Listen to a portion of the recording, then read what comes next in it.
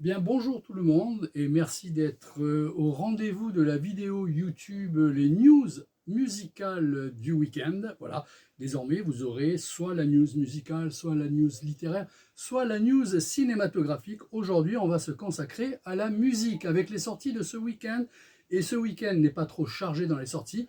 À l'inverse, il fait dans la qualité. Voilà, alors on va commencer déjà par la musique corse. Vous avez deux belles pièces. Vous avez le groupe EPO. Voilà, donc on va filmer, on va bien présenter. Voilà. Donc le groupe EPO, c'est un groupe qui a démarré maintenant il y a à peu près 2 ans, 2 ans et demi, et qui met de la joie, qui met de la bonne humeur à travers sa musique. C'est très convivial, ça danse, ça chante et ça sourit. À travers même les couleurs des pochettes, ça se remarque de suite. Le premier album avait été un petit peu un événement surprise dans le champ musical corse, et il est confirmé avec ce deuxième album. L'album vient tout juste de sortir ce vendredi. Il y a aussi dans les sorties du vendredi Marco Biancarel à Musa. Voilà, on va zoomer un petit peu.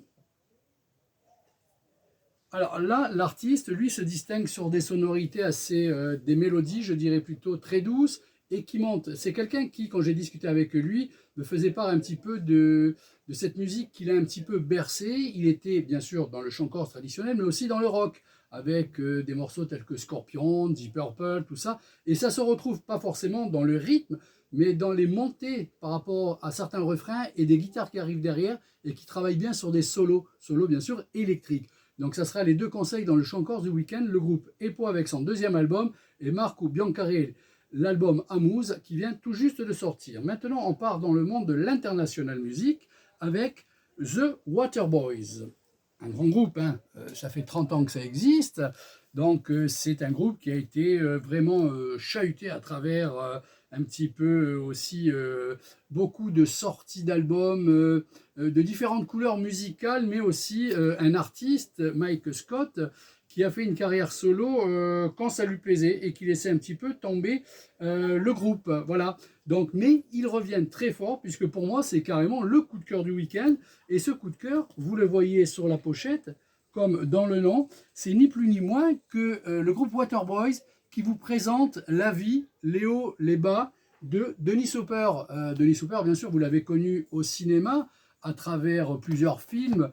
Je dirais deux films comme ça, par exemple. Vous avez Blue Velvet ou bien sûr le grand Easy Rider qu'il a produit, mais là, il a joué aussi dedans. C'était quelqu'un qui était aussi photographe, qui faisait des livres, de la littérature. Donc c'était vraiment un personnage un petit peu hors norme. Hein, on est là aussi chez quelqu'un d'assez spécial, et The Waterboy, c'est ce qui leur plaît, et ils vous retransmettent ça un petit peu à travers leur musique. Chaque morceau est légèrement différent dans la sonorité musicale, et il y a même 2, 3, 4 chansons qui sont consacrées aux ex, donc aux ex de Dennis Hopper, et il y a des duos, il y a 3 duos, il y a 3 invités, dont le fameux, le boss, Bruce Springsteen. Donc, premier coup de cœur de ce week-end, le nouvel album des Waterboys, Life, Death and Dennis Hopper. On passe au progressif. Là, c'est un bulldozer, c'est du poids lourd. The Flower Kings, voilà. Je vous montre, bien sûr, ces albums ne sortent que vendredi. Hein. Moi, je les ai là à la boutique pour vous les présenter, mais ça ne sort que ce vendredi. Donc, The Flower King, à la limite, il faudrait carrément faire un spécial Flower King. Je n'aurai pas le temps, mais sachez qu'on est dans du bon. Je trouve que même quand j'ai écouté 2-3 morceaux, on sent un petit peu l'ombre, on sent planer au-dessus Steven Wilson qui est revenu avec son dernier album qui est certainement une des plus belles pièces du rock progressif de ce début d'année. J'ai trouvé que les 2 extraits que j'ai écoutés allaient un petit peu dans ce style-là. Il me reste à écouter en long, en large et en travers l'album pour vous donner une nouvelle note. Mais là, franchement, déjà, les 2 morceaux sont excellents. Alors là, après, c'est le mastodonte. Voilà, ça faisait un moment qu'il avait disparu des linéaires, les linéaires étant les rayons. Donc, c'est Pink Floyd at Pompéi. Pink Floyd at Pompéi, c'est ni plus ni moins qu'un album qui a été, il y a très longtemps de ça, enregistré à Pompéi, donc dans un cadre hors norme. Là aussi, il faudrait 2 émissions pour le live à Pompéi et 18 émissions pour Pink Floyd, mais ça, je ne le ferai pas, c'est trop long. Ça sort ce vendredi, ils viennent de le rééditer donc en double CD.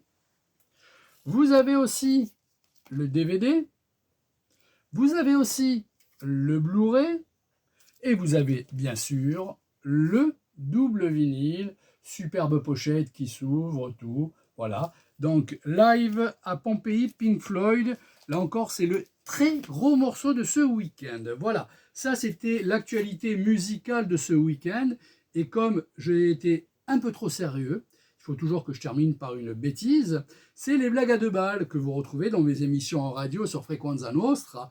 Votre émission, c'est des vibrations. C'est deux personnes dans une salle, donc à l'hôpital, dans une chambre. Une est bien sûr le malade, il est allongé, le médecin rentre et il dit bonjour monsieur, bonjour, dites-moi médecin, qu'y a-t-il après la mort? L'autre, sans le regarder, en griffonnant son papier, lui dit bah, tout simplement, on change les draps et on choisit un nouveau patient. Voilà, sur ce, je vous remercie de vous être abonné à ma chaîne YouTube et je vous retrouve la semaine prochaine. Bonne fin de journée, merci.